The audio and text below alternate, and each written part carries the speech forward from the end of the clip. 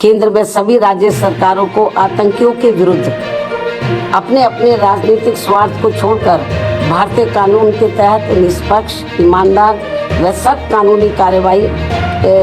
करनी चाहिए। बाबा साहब डॉक्टर भीमराव अंबेडकर के बताए हुए रास्तों पर चलकर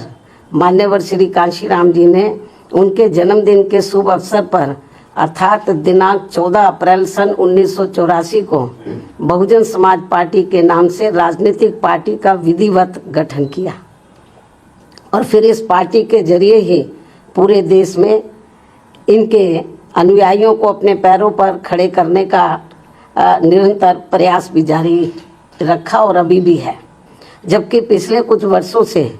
कांग्रेस, बीजेपी व अन्य जातिवादी पार्टियां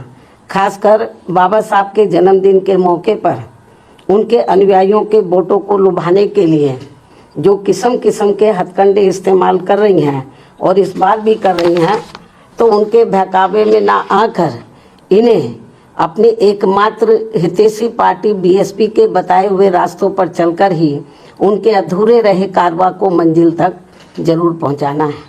इतना ही नहीं बल्कि बाबा साहब ने अपने आखिरी समय में दिनांक 14 अक्टूबर सन 1956 को अपने अपार अनुयायियों के साथ धर्म परिवर्तन करके जो बौद्ध धर्म की दीक्षा ली है, तो उसे भी अब जातिवादी मानसिकता के लोग सनातनी बनाने में लगे। इस धर्म को भी, ये भी अति चिंता की बात है। और इस संदर्भ में ये बात सर्वविदित है कि बिहार राज्य का बोध गया बौद्ध तीर्थ स्थल के रूप में देश व दुनिया भर में अति विख्यात है। बोध गया में तथागत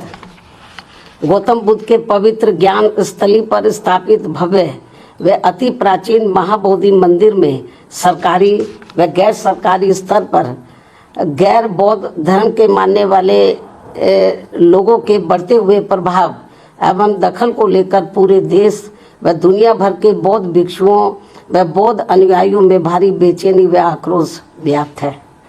तथा वे लोग इसको लेकर कांग्रेस की सरकार के दौरान सन 1949 में बने बोध गया मंदिर प्रबंधन कानून में जरूरी परिवर्तन की मांग को लेकर शांतिमय ढंग से काफ़ी समय से आंदोलित भी हैं। ये कांग्रेस के समय में ये कानून बना था। उल्लेखनीय है कि देश की आज़ादी के बाद कांग्रेस पार्टी की सरकार द्वारा बिहार में बोध गया मंदिर प्रबंधन के संबंध में जो कानून बनाया गया था, तो उसमें जिला अधिकारी की अध्यक्षता में 4 हिंदू व 4 बौद्ध धर्म के मानने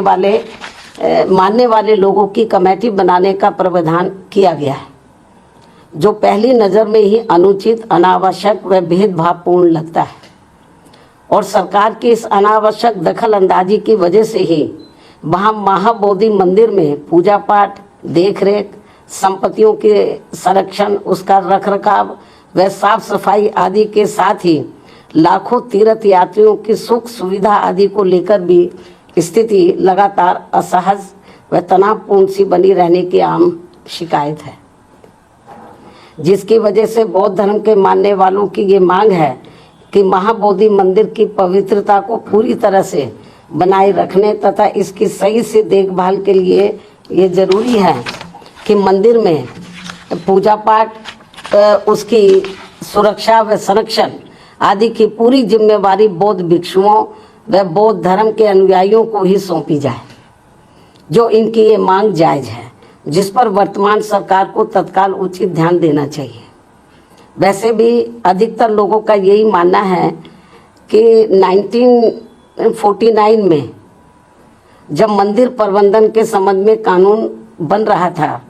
तो तभी कांग्रेस पार्टी की केंद्र व बिहार राज्य की सरकार को संविधान के धर्मनिरपेक्षता के सिद्धांतों का सही से अनुपालन करते हुए महाबोधि मंदिर प्रबंधन कानून में किसी गैर बौद्ध धर्म के मानने वाले लोगों को कमेटी का सदस्य बनाने का प्रावधान ही नहीं रखना चाहिए था। ये कांग्रेस की बहुत बड़ी गलती रही है। इससे फिर अनावश्यक परेशानी व विवाद से बचा जा सकता था। किंतु अब जबकि ये मामला काफ़ी तूल पकड़कर भारी विवाद का रूप धारण कर चुका है, तो ऐसे में केंद्र व बिहार की एनडीए सरकार को इसमें तत्काल आवश्यक सुधार जरूर करना चाहिए। ऐसी बीएसपी की ये पुरजोर मांग है। इस क्रम में नए वक्फ कानून के तहत राज्य वक्फ बोर्डों में जो नॉन मुस्लिम को रखने का नया प्रावधान किया गया है, वह भी प्रथम दृष्टया अनुचित प्रतीत होता है, जिसका मुस्लिम समाज में भारी विरोध भी है। इसी प्रकार के अन्य नए विवादित प्रावधानों के सुधार को भी लेकर केंद्र सरकार अगर वक्फ कानून को फिलहाल स्थगित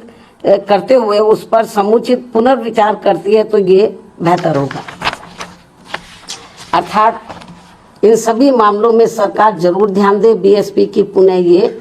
मांग है। इसके अलावा भारत में भारतीयों की सुरक्षा के लिए केंद्र में सभी राज्य सरकारों को आतंकियों के विरुद्ध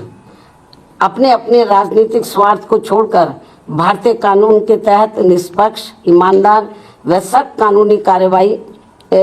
करनी चाहिए या इनके द्वारा होनी चाहिए, तो ये देश व यहाँ के नागरिकों के हित में होगा। इन्हीं जरूरी बातों के साथ ही अब मैं अपनी बात यही समाप्त करती हूँ। धन्यवाद। जय भीम व जय भारत।